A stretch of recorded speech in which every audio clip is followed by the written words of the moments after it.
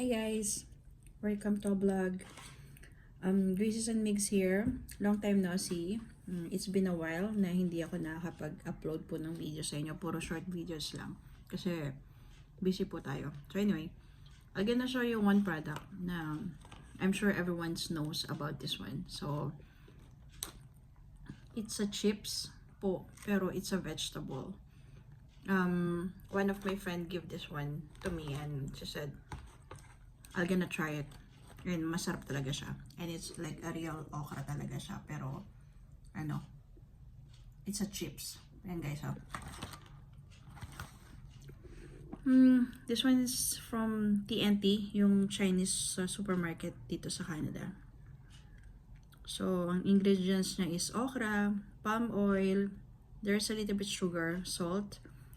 They said it may contain with wheat, sesame, soy, milk. Yan. So, yeah. So, I'll show you. Ganyan siya, guys. Oh. Okra talaga. Nakatuwa. So, it's a okra. Okra talaga. I'm gonna call Miguel so that he can try to.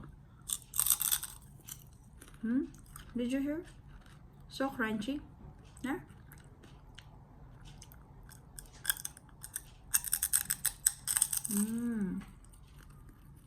Grabe ang sarap. Kasi one time, pumunta kami sa bahay nila, meron siyang ganito, pero it's a mixed vegetable naman. So sabi niya sa akin, itry ko daw to, kaya binigay niya. Sabi niya, masarap daw. So masarap nga, totoo nga. Sarap talaga. So crunchy niya.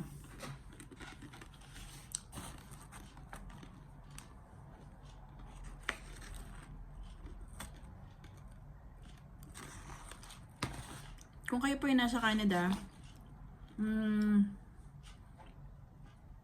may kita nyo sa TNT, grocery. Pero I think nakita ko na rin tong gantong product sana sa superstore. So I'm sure sa Pilipinas, meron na rin ganitong chips na vegetable. Yeah. Ayan. So, hindi ako nagpo-promote pero I'm just telling to you guys, worth it ang pera nyo kapag tinry nyo to.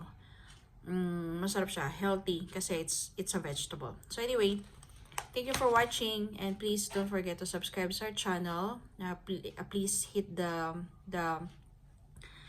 bell button para lagi kayo na-notify sa aming mga new vlogs, and please support our channel, okay? So anyway guys, have a good day and always keep safe. Okay? Bye!